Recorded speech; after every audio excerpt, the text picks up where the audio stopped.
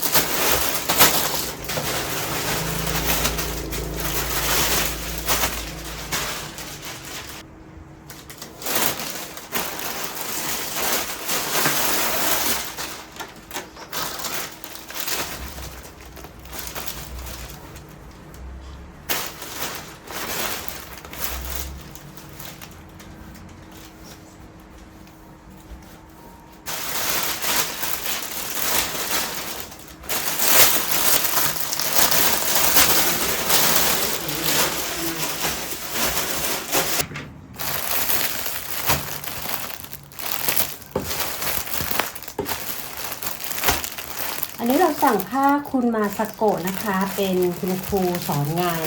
ฟิวของที่ญี่ปุ่นเป็นผ้าสไตล์แนวมีกันคันที่ค่ะสั่งมาจากร้านครูจินนี่เป็นร้านที่เราซื้อมามากกว่า10 ปีนะคะเป็นลูกค้าของครูมาตลอดเลยนะคะอันนี้แบบผ้าสวยมากเลยอ่ะเห็นไหมเอ่ยเป็นลายดอกไม้นะคะ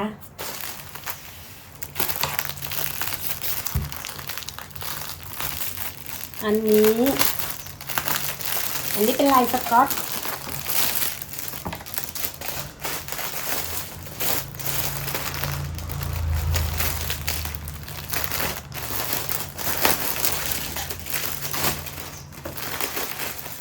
ลายสก๊อตเราได้มา2 สี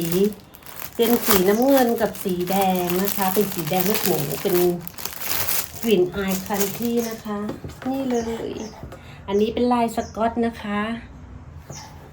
อันนี้เป็นลายดอกไม้เลือกมา3 สีเดี๋ยวมาดูนะว่าเราจะเอามาทำอะไรทำแล้วอย่าลืมอุดหนุนด้วยนะคะช่วงนี้ใกล้จะเทศกาลปีใหม่แล้วถ้าเกิดใครหาของขวัญใครมองหาของขวัญก็แวะมาทักทายกันได้นะคะอันนี้เป็นลายตัวหนังสือค่ะ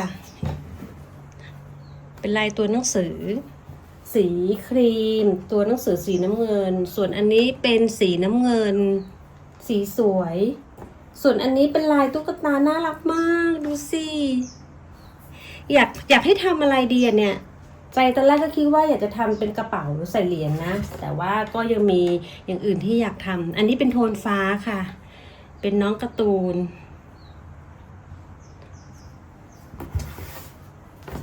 ส่วนอันนี้ก็จะเป็น